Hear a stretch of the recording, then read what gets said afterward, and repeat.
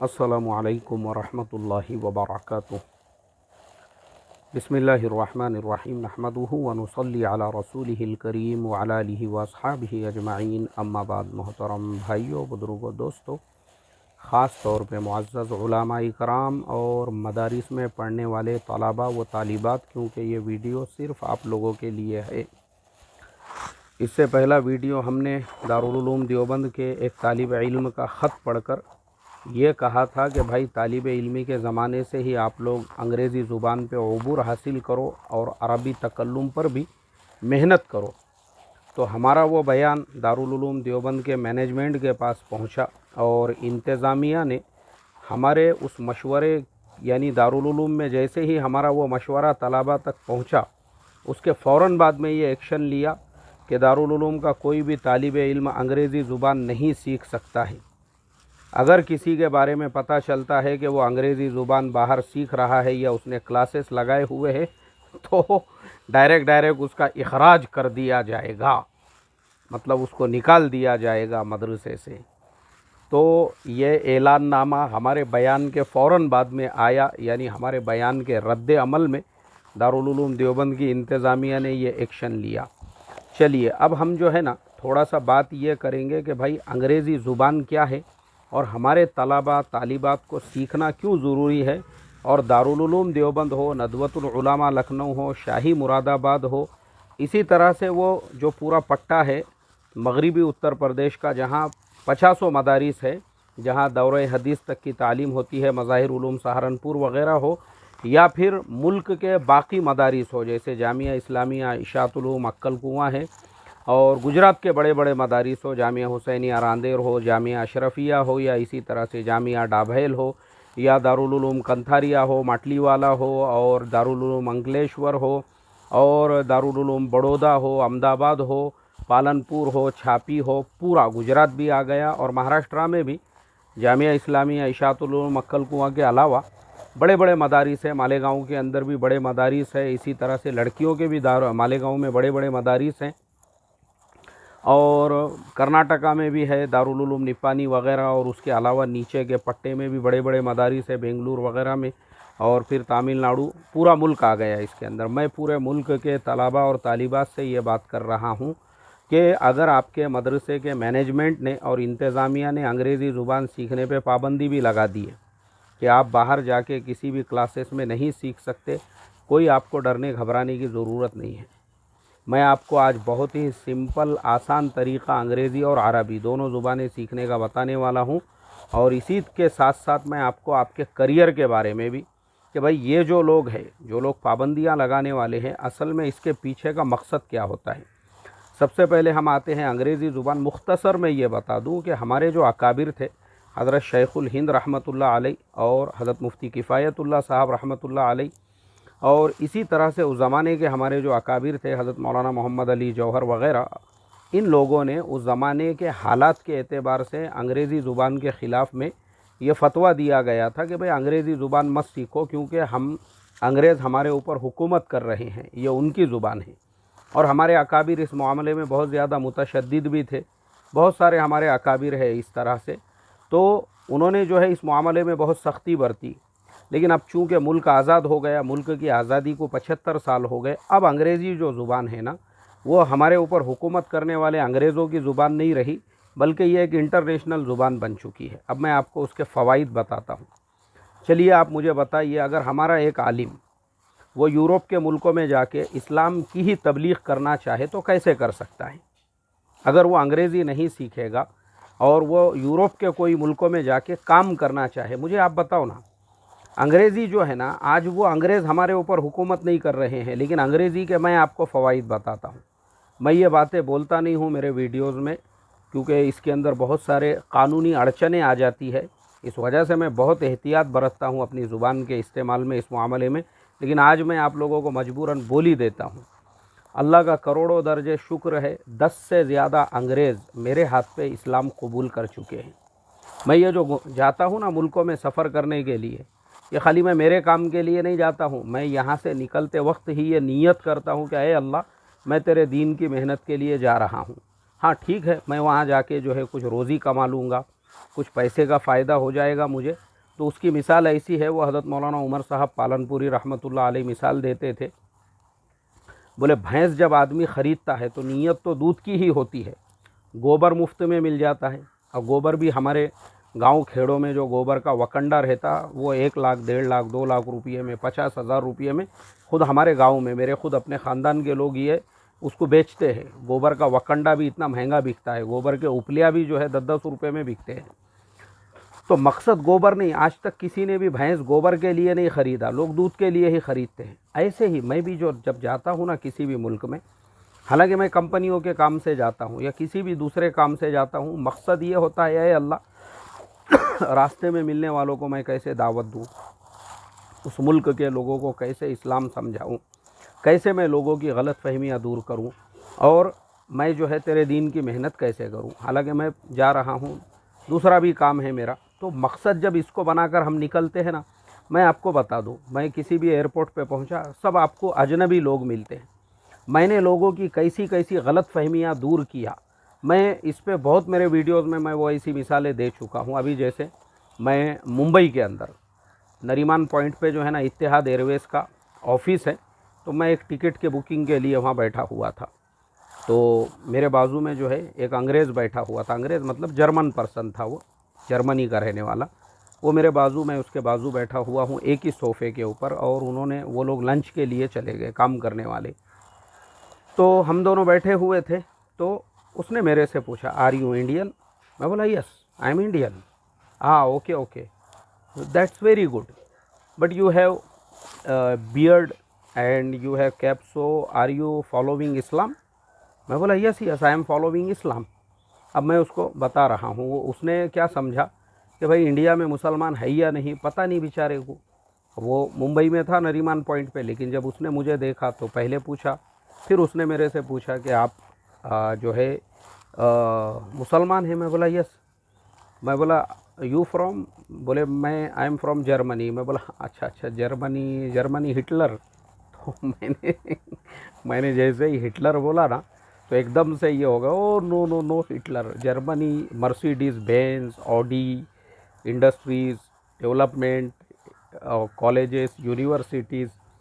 तो खैर हमारी फिर बात आगे बढ़ी, तो उसने मुझे बोला कि because I know about Islam, Islam in Iraq, Islam in Taliban, Islam in Afghanistan.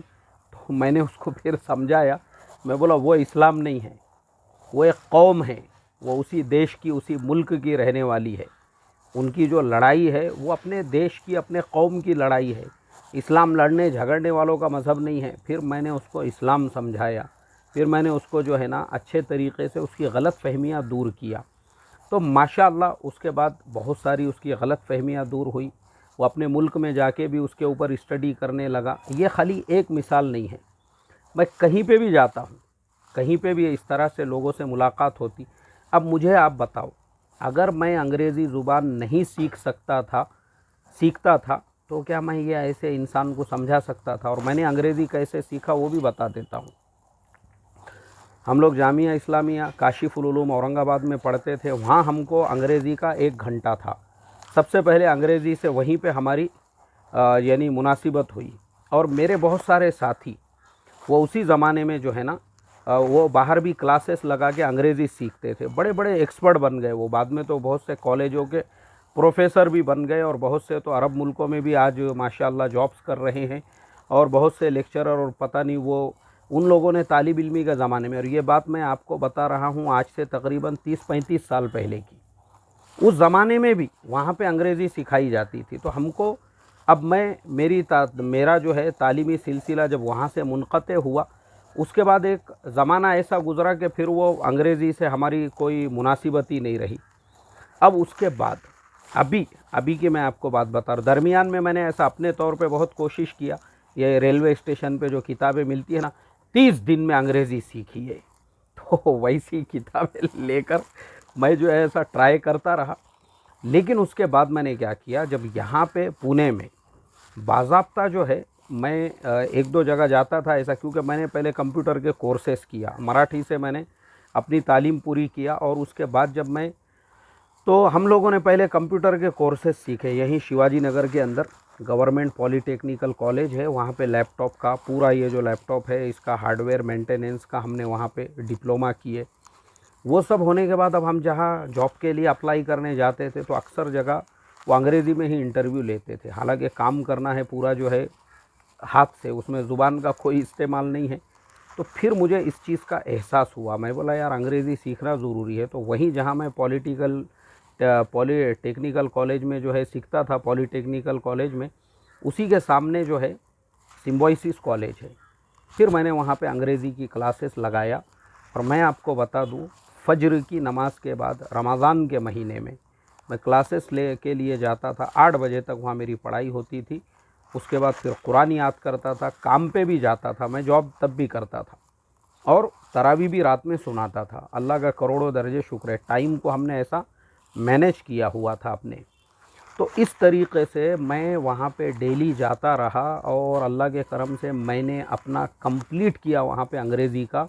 और वो मुकम्मल होने के बाद बाज़ाब्ता उन लोगों ने हम लोगों का एज़ाज़ और इकराम करके हमको वहाँ पे जो है सर्टिफ़िकेट से नवाजा। और फिर उसी सर्टिफ़िकेट की बुनियाद पर बाद में मुझे जो है अच्छे अच्छे कंपनियों में जॉब करने का मौका मिला, जो बड़ी बड़ी कंपनियां हैं।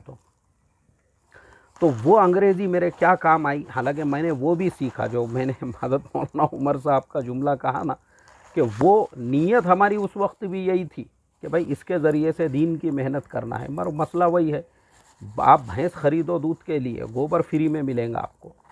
उसके बाद में जो है ना, अब मैं जहाँ पे भी जाता हूँ, उसके बाद फिर मेरे साउथ कोरिया मैं 2 मरतबा जाके आ चुका हूँ। अभी मेरी नई एक स्पीच है, तकरीर है, एस्ट्रोनॉमी इन इस्लाम। अब मुझे बताओ कितने लोगों को समझ में आया एस्ट्रोनॉमी इन इस्लाम का मतलब। ये मुझे भी नहीं समझता था आज से जो है 10 साल पहले, अंग्रेज़ी सीखने से पहले। आज मैं उस पर तकरीर कर रहा हूँ, वो भी किसके सामने। हम जो स्पीच देते हैं उसमें अमेरिका के कुछ लोग हैं और साउथ अफ्रीका के कुछ लोग होते हैं, साउथ कोरिया के तो वहाँ पे सैकड़ों लोग होते हैं। सब लोग जो है ना ऐसे बड़े स्क्रीन पे हर एक की स्पीच सुनते हैं, एस्ट्रोनॉमी इन क्रिश्चियनिटी। उसके ऊपर जो अमेरिकन बहुत बड़े वहाँ के पॉप या बिशप जो है वो तकरीर करते हैं। यहूदी जो बड़े मजहबी ये है, फिर वो तकरीर करते हैं। फिर इस्लाम के उन्वान से मेरा टॉपिक था। वो स्पीच इंशाल्लाह मैं कल फजर बाद डालता हूँ, आप कल सुनना उसको। यानी वो स्पीच जो है मेरे पास आ चुकी है, लेकिन मैं कल डालता हूँ, तो आप सुनना। उसका टॉपिक रहेगा astronomy in Islam and Quran. तो आप सोचो, मैं वो इंसान हूँ, 2 बच्चे पैदा, मेरे बच्चे जब उस टाइम पे 9वीं 10वीं में पढ़ते थे, तब मैंने क्लासेस लगा के अंग्रेज़ी ज़ुबान को जो है बाज़ाब्ता सीखा। और सीखने के बाद अल्हम्दुलिल्लाह आज हम लोगों को उसी अंग्रेज़ी में इस्लाम समझा रहे हैं। और समझ में जिन लोगों के आ गया वो इस्लाम कबूल कर रहे हैं। मैंने बताया ना, इस्लाम प्यार का मज़हब है, इस्लाम मोहब्बत का मज़हब है। ये जितने भी आज टीवी पे आप लोग जो डिबेट देखते हैं ना, इस्लाम के नाम पे जितने लोग जाते हैं डिबेट के अंदर, और जाने के बाद वो इस्लाम को बदनाम करने का काम कर रहे हैं। इस्लाम वो मज़हब नहीं है कि तुम चले जाओ किसी एक्स मुस्लिम से मुनाज़रा शुरू कर दो और ख़ुद मुसलमानों को बज़्ज़न करो। वो करने की ज़रूरत ही नहीं। आप पॉजिटिविटी के साथ इस्लाम का पैगाम दो, जो हम कर रहे हैं। हम अपनी स्पीच वो टॉपिक पे छोड़ देते हैं, बाद में सुनने वालों को फ़ैसला करना है कि भाई क्रिश्चियनिटी के जो मजहबी रहनुमा थे उन्होंने जो कहा, यहूदियत के जो रहनुमा थे उन्होंने कहा, और इस्लाम के जो रहनुमा हैं, तीनों में आपको फ़ैसला करना है क्या हक़ है क्या नाहक़ है। मैं बता रहा हूँ ना, 10 से ज़्यादा लोग अल्लाह के फ़ज़लो करम से इस हक़ीर और फ़कीर पे, वो 10 वो है जो इंडिया के बाहर के हैं। बस इतना याद रखो, ज़रा हिकमत समझते जाओ मेरी बातों की भी। तो ऐसे जो लोग इस्लाम और ईमान को कबूल करते हैं ना, वो हायर एजुकेटेड होते हैं, पढ़े लिखे होते हैं, ब्रिलियंट होते हैं, एक से बढ़कर एक जो है उनके अंदर सोचने समझने की। और आपको पता है पूरी दुनिया में आईक्यू लेवल जो सबसे ऊंचा होता है वो साउथ कोरिया के लोगों का, नहीं तो गूगल में डाल के देख लो आप। सबसे अक्लमंद, सबसे होशियार, सबसे ब्रिलियंट लोग पूरी दुनिया में वो है साउथ कोरिया के। उसके बावजूद ऐसे लोगों को हमने मेहनत का मैदान बनाया हुआ है। तो इसका फ़ायदा क्या होता है, वो लोग इस्लाम को समझते हैं। तो अच्छा, मेन टॉपिक, अगर मुझे अंग्रेज़ी नहीं आती थी, मुझे आप बताओ, मैं ये मेहनत कर ही नहीं सकता था। तो अब हमारे जो मदारिस के अकाबिर है और जो ज़िम्मेदारान हैं, इनको अंग्रेज़ी की एलर्जी क्यों है। अब इस पे हम थोड़ा सा आ जाते हैं। असली मकसद ये है कि अगर आप होशियार नहीं बनोगे, आप ब्रिलियंट नहीं बनोगे, आप ऐसे ही रहोगे, आपको बस अकाबिर के ही मन घड़त वाक़िया सुनाए जाएंगे और उन्हीं की जो है आपको तारीफ़ और तौसीफ़ और उनके जो है मन घड़त करामात, ये सारी चीज़ें सुन सुन कर जो है ना, आपको क्या लगेगा बस यही इस्लाम है। और आज यही हो रहा है, क्योंकि इनको जो है ना ऐसे बंधुआ मज़दूर चाहिए, अक़ल के अंधे, जिन्होंने उनके पास पढ़ के डिग्रियाँ तो ले ली है, लेकिन दुनिया को सोचने समझने की उनके अंदर सलाहियत नहीं होना चाहिए, बल्कि उन्होंने खाली नारे लगाते रहना चाहिए, जिंदाबाद जिंदाबाद, हमारे हज़रत जिंदाबाद जिंदाबाद, ये जिंदाबाद वो जिंदाबाद, इसका बाप जिंदाबाद, उसका दादा जिंदाबाद, पोतरा जिंदाबाद, भतीजा जिंदाबाद, चचा जिंदाबाद, ख़ानदान जिंदाबाद, पानदान जिंदाबाद, उगलदान जिंदाबाद, जिंदाबाद जिंदाबाद जिंदाबाद जिंदाबाद। जिंदाबाद के नारे लगाने वाले जितने भी अंधभक्त हैं और दिहाड़ी मज़दूर किसको बोलते चलो बोले यार जिंदाबाद के नारे लगाने, पुलाव की देग है ना, वहाँ पुलाव की देग है, बोले अपने को बोटियाँ भी मिलेंगे पुलाव के साथ में, प्लेट भर के पुलाव, उसमें बोटियाँ, उसमें नल्ली, आह क्या मज़ा आएगा बोले यार खाने में। तो ये मेंटालिटी आपकी कब बनेगी, जब आप बंधुआ मज़दूर रहोगे। अब मुझे आप बताओ, आपने अंग्रेज़ी सीख ली है और मैंने जैसे आपको इससे पहले बताया, आप किसी अच्छे कॉलेज के अंदर देखो, दारुल उलूम की सनद हो या नदवा की हो या कहीं की भी हो, उसके बेस पे आप एमए अरबी कर सकते हो। आपने एमए अरबी कर लिया, आप किसी कॉलेज के प्रोफेसर बन गए, लेक्चरर बन गए, या आपको दुबई में जॉब मिल गया या आपको कहीं और मुल्क में जॉब मिल गया। मुझे आप बताओ, आप जिंदाबाद जिंदाबाद के नारे लगाओगे क्या? ये मेरा कॉमन सवाल है। ये कौन लगाएगा जिसकी सोचने समझने की सलाहियत ख़त्म हो चुकी है। और यही मकसद है लोगों को डर क्यों लगता है ज़ुबानों के सीखने से, तलबा के ज़्यादा होशियार और अक्लमंद बन जाने से। इसीलिए डर लगता है कि ये तलबा ज़्यादा होशियार बन गए, ज़्यादा अक्लमंद बन गए, ज़्यादा इनमें सोचने समझने की सलाहियतें पैदा हो गई, फिर अपने को जो है भेड़ बकरियों की तादाद नहीं बचेंगी जिंदाबाद जिंदाबाद जिंदाबाद के नारे लगाने वालों की, वो चाहिए अपने को। इसलिए इनकी सोचने समझने की सलाहियतों को एकदम ख़त्म कर दिया जाए। तो तमाम तलबा और तालिबात जितने भी, मैंने कहा ना, मेरा मैसेज हर एक तक आपको पहुंचाना ही आपके ऊपर फ़र्ज़ है, ज़िम्मेदारी है आपके ऊपर। तमाम तलबा और तालिबात और नए फ़ारिग़ जो उलामा हैं और जो मदारिस में इफ्ता वग़ैरह अभी पढ़ रहे हैं, वो सब मेरी बातें ध्यान से सुनो। आपको अपने फ्यूचर की फ़िक्र करना है, और वो आप कैसे करोगे? हर इल्म आपको हासिल, हमको दीन की ही खिदमत करना है लेकिन हमको ऐसा एक परफेक्ट आलिम बनकर करना है, जहाँ अंग्रेज़ी की ज़रूरत पड़े हम अंग्रेज़ी में दीन समझा सके। अब मैं अरब जाता हूँ तो मैं अल्लाह ताला का करोड़ों दर्जे शुक्र करता हूँ कि मेरी तालीम नदवा के निसाब से हुई। इसलिए हमको बचपन में ही हज़रत मौलाना अली मियां साहब की क़ससुन नबीय्यिन अल-क़िरअतुर राशिदा नदवा का जो निसाब हमने पढ़ा ना, बचपन से ही ज़ुबान पे अरबी एकदम पानी के जैसी हो गई। अब मैं अरब मुल्कों के अंदर जाता हूँ, एकदम अरबों के साथ घंटा 2-2 घंटे जो है बात करता हूँ वहाँ पे। मेरा इतना बड़ा फ्रेंड सर्कल है, ये सारे अरब मुल्कों के अंदर, चाहे यूएई हो, चाहे सऊदी अरबिया हो, चाहे इराक़ हो, चाहे यमन हो, ये सारे अरब मुल्कों के अंदर, कुर्दिस्तान हो, ये सारे मुल्कों के अंदर जो है ना, मैं अगर समझो सफ़र पे निकलूँ तो मैं 2 साल तक ये मुल्कों के एक गांव में भी अगर गया ना, मैं 2 साल गुजार के आ सकता हूँ वहाँ पे। मेरे इतने ताल्लुकात वाले लोग हैं वहाँ पे। क्यों है ये सब? इसलिए है, हमने अपने पढ़ने के ज़माने में जिंदाबाद के नारे नहीं लगाए, अंधभक्त नहीं बने। हमको तभी समझ में आया था अपने मुस्तक़बिल की फ़िक्र करना अपने ऊपर फ़र्ज़ है। हाँ, तो इसके लिए आपका मुस्तक़बिल आपके हाथों में है। आपको बंधुआ मज़दूर बनने का है, अंधभक्त बनने का है, वो आपको तय करना है। और मैं आपको आखिर में बहुत इबरतनाक 2 वाक़ियात भी सुनाने वाला हूँ, वो एकदम आखिरी में सुनाऊँगा। अब तीसरी चीज़, बग़ैर क्लासेस के आप कैसे अंग्रेज़ी सीख सकते हैं? अब क्योंकि आपको पढ़ाई भी छोड़ना नहीं है, ठीक है, आप बिल्कुल भी जो है, अब जब मदरसे के इंतज़ामिया ने ये कानून बना दिया ना, ठीक है, कोई बात नहीं, क्योंकि अपने को जो है मदरसा दारुल उलूम हमारा अपना है, पूरी कौम का सरमाया है, वो कौमी सरमाया है। वो कुछ लोगों के हाथ में अभी मैनेजमेंट है, ठीक है, कोई बात नहीं है, बर्दाश्त कर लो। लेकिन अब मैं आपको तरीक़ा बताता हूँ, उसका बेहतरीन तरीक़ा है यूट्यूब।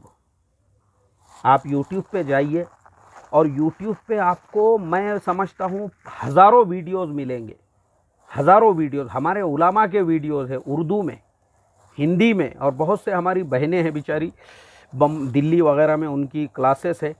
हमारी हिंदू बहनें भी है बहुत सारी, कोचिंग क्लासेस वगैरह वाली, जिनके वीडियोस इतने मुफीद है अंग्रेज़ी ज़ुबान सीखने के लिए।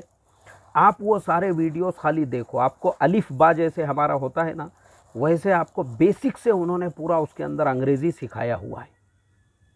पूरा अंग्रेज़ी आप सीखिए। मैं बता रहा हूँ ना आपको। अब देखो ये कौन सा महीना चल रहा है, ज़िलक़ाइदा, अभी मुहर्रम, ये क्या बोलते हैं उसको, शाबान को बहुत टाइम है। अगर आपने आज से लेके तब तक भी वो वीडियोस को फॉलो, आपको सिर्फ 1 घंटा देना है रोज़ाना, 1 ही घंटा, आधा घंटा अंग्रेज़ी के लिए, आधा घंटा अरबी के लिए। भले आप दौरे हदीस में पढ़ रहे हो, लेकिन मैं आपको बोलूँगा आप अरबी अव्वल की नहव और अरबी अव्वल की सर्फ, अभी से वो ग्रामर जो ऐसे रटे हुए पानी की तरह से सारी गर्दानें याद होना चाहिए आपको। और नहव के जो कवायद, आप अरबी अव्वल की किताबें पढ़ो अभी से, रोज़ आधा घंटा दो उसको रिपीट करो वो सारी किताबों को। और अरब कैसे बात करते हैं वो सारे वीडियोस देखो। और ठीक है, 4 दीवारी में ही रहो, दारुल उलूम की ही 4 दीवारी में, या जो मदरसे में आप पढ़ रहे हैं। यूट्यूब पे फालतू वीडियोस देख के कोई फ़ायदा नहीं है। आप बोलेंगे कॉमेडी वीडियो देखेंगे, कपिल शर्मा के वीडियो देखेंगे और राजू श्रीवास्तव के वीडियोस देखेंगे, और हम जो है कोई मूवी देख लेंगे या फिर जो है कोई सीरीज़ देख लेंगे, कुछ फ़ायदा नहीं है। इससे ज़िंदगी में कुछ हासिल नहीं होगा आपको। एक बात याद रखो, यूट्यूब इतना बेहतरीन, मैंने हज़ारों चीज़ें यूट्यूब से सीखा हुआ हूँ। तो इसके लिए आपको यूट्यूब के ज़रिए से ये सारे वीडियोस देखना है और उसको आपको जो है सीखना है, ठीक है। आप रोज़ाना आधा आधा घंटा दोनों को दीजिए, बेहतरीन तरीक़े से आप उसमें परफेक्ट हो जाओगे। अब मैं आपको 2 इबरतनाक वाक़या सुनाता हूँ। एक वाक़या एक शेखुल हदीस साहब का और दूसरा वाक़या एक ज़िले के अमीर साहब का। अब क्या होगा, आप जो तालिब इल्मी के ज़माने में आपको जो ये कहा जाता है ना, दीन की खातिर हमारे अकाबिर ने ऐसी कुर्बानी दिए, वैसी कुर्बानी दी, और आपको भी ये जज्बे पैदा होंगे सहाबा के वाक़यात।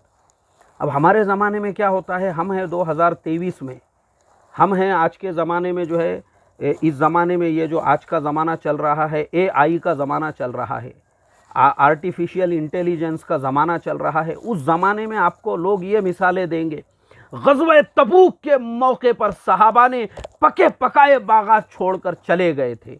बिल्कुल गलत ताबीर है ये।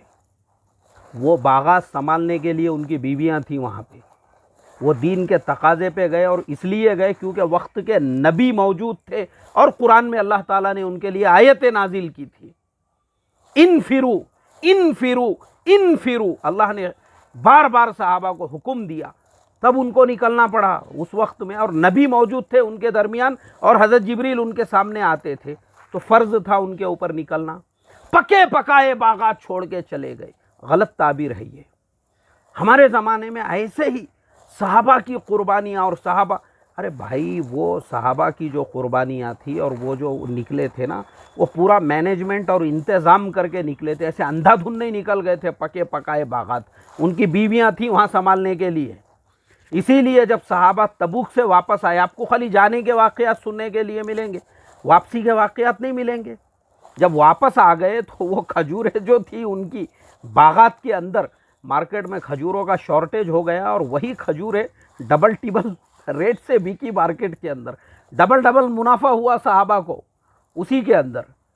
तो सहाबा जो थे ना भाई, हमारे जैसे ऐसे अंधाधुन नहीं थे, वो सफ़र पे भी जाते थे, पूरा मैनेजमेंट, अल्लाह के नबी उनके सामने मौजूद थे, और अल्लाह के नबी जो है पूरा मैनेजमेंट, मैं बता रहा हूँ ना, दुनिया ने ये यहूद व नसारा की बड़ी बड़ी कंपनियाँ, इन्होंने सब ने जो मैनेजमेंट सीखा हुआ है वो सुन्नतों से। मैं उस पर एक सिलसिला अलग से शुरू करूँगा, खाली दुआ इतनी करो कि अल्लाह मेरे वक्त में बरकत दे।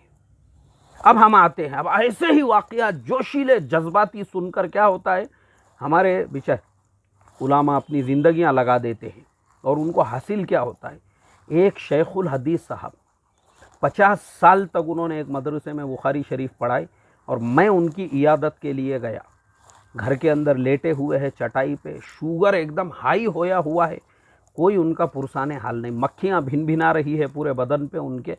खिड़की में से हमने उनको देखे, और वो देखने के बाद मेरी आंखों में आंसू आ गए, और हमने तहकीक किए, भाई इनके घर पे कोई है नहीं। पता चला बीवी तो है, उनकी बीवी ने ही अंदर से आवाज़ देकर कहा घर में मर्द कोई भी नहीं है, बोले वो खिड़की खुली है, उसी में से ज़ियारत करके चले जाओ।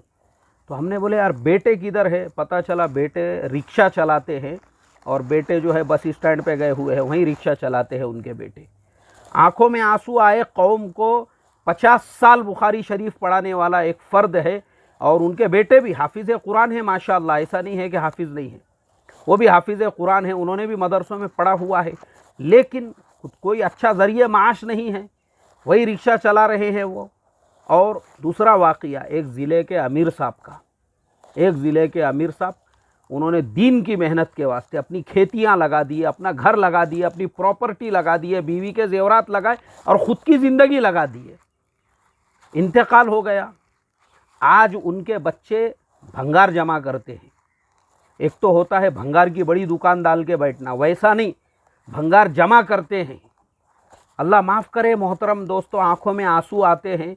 तो क्या होता है ना, ज़िंदगी को मैनेज करो, मैनेज। और तीसरा वाक़या फिर याद आ गया मुझे एक और का। मैं एक झोपड़पट्टी एरिया में इमामत करता था, और मेरा एक मुसल्ली जिसको 3 लाख रुपये महीने की पगार थी, पगार मतलब तनख्वाह थी, उसको सैलरी थी उसको एक मुल्क के अंदर, और उसको जाने का था 4 महीने जमात में। तो उसको कंपनी छुट्टी नहीं दे रही थी, बोले मैंने जॉब को लात मार के आ गया, लात मारता हूँ मैं ऐसी जॉब को, बोले जो मेरे को तकाजे पे जाने से रोके, और निकल गया बोले मैं तकाजे के ऊपर। फिर कंपनी जो है, आप किसी भी कंपनी को जब छोड़ते हो ना, कंपनी पूरे इज्जत के साथ आपका फेयरवेल करती है, आपको सर्टिफिकेट देती है, और वो सर्टिफिकेट अगली कंपनी में काम आता है। अब इनको तो दी नहीं वो कंपनी ने, अब जी जब दी नहीं तो हर कंपनी यही पूछती है कि पिछली कंपनी क्यों छोड़े, और छोड़े तो उसका सर्टिफिकेट किधर है।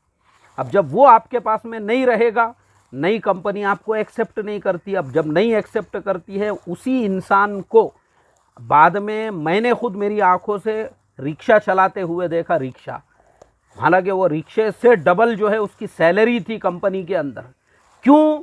क्योंकि इस्लाम का सही मफहूम पता नहीं है, गलत ताबीर। हालांकि मैं भी 4 महीने लगाने वाला आदमी हूँ, लेकिन मेरी तरतीब ये होती है, मैं पहले पूरे मेरे सारे कामों को मैनेज करूँ, पूरी तरतीब करूँ अपने ज़िंदगी की।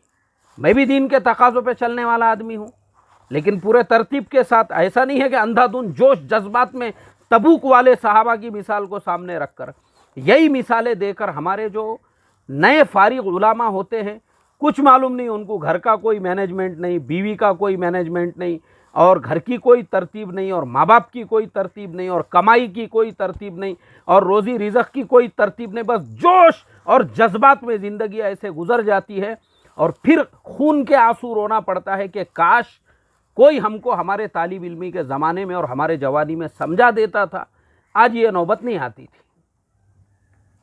तो मेरी ये नसीहत हमारे तमाम उलमा के लिए, नए फारिगीन के लिए, और जो पढ़ रहे हैं उनके लिए, और हर आलिम तक मेरा ये वीडियो पहुंचाओ, और हर तालिब इल्म तक, ताकि पढ़ने के ज़माने में वो तालिब इल्म अंग्रेज़ी ज़ुबान अच्छी सीखे, ग्रेजुएशन कर ले, और नई ग्रेजुएशन तो फ़रागत के फ़ौरन बाद उसी मदरसे की सनद की बुनियाद पर।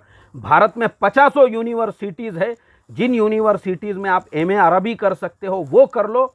उसके बाद देखो फिर आपको 6,000 रुपये की जो इमामत है गारीगार बेच के करने वाली, उसकी ज़रूरत ही नहीं है, बल्कि उसके बाद फिर आपका अपनी ओपनिंग ही 50,000 रुपये से ऊपर से होंगी। और दीन का काम भी करने का, मुझे बताओ मैंने दीन का काम छोड़ा क्या? ये मेरे सामने मेरा लैपटॉप है, मैं काम करते बैठे हुआ हूँ, ये देखिए आप, नज़र आया आपको मेरा लैपटॉप? मैं काम करते बैठे हुआ, मेरे घर पे बैठा हुआ हूँ, काम करते करते मैं ये वीडियो भी, मुझे जैसे टाइम मिला लंच वगैरह का एक आधा वीडियो बना के डाल देता हूँ मैं भी, अल्हम्दुलिल्लाह। तो दीन का काम छोड़ा नहीं मैंने, अभी भी दीन का भी काम कर रहा हूँ मैं।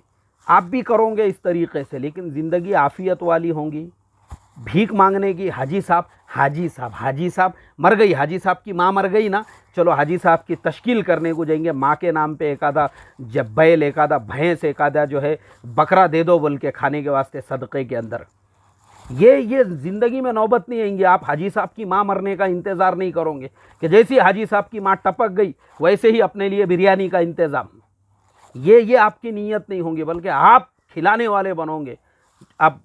आप खिलाने वाले बनोगे, कई मदारिस में आप खुद भेजने वाले बनोगे, आप खुद जो है लोगों की मदद करने वाले बनोगे। अरे आप खुद ज़रिया बनोगे, आप खिलाओगे लोगों को। फिर आप ऐसे मदारिस के जो तलबा है, जो गरीब है, जो अपनी तालीम नहीं पूरी कर सकते, आप उनकी मदद करने वाले बनोगे। फिर आप ऐसा सोचो, सोच बड़ी रखो। हाजी साहब के अम्मा के मरने का इंतज़ार मत करोगे, वो बुढ़ी जैसी टपक गई वैसी बिरयानी की देख, ये नीयत मत रखो, बल्कि ये रखो मैं खुद हाजी साहब के जैसे 50 को बिरयानी कैसे खिलाऊं। बनोगे आप, अभी से आपको फ़िक्र करना पड़ेंगे। ठीक है, चलिए, अस्सलामु अलैकुम व रहमतुल्लाहि व बरकातुहू।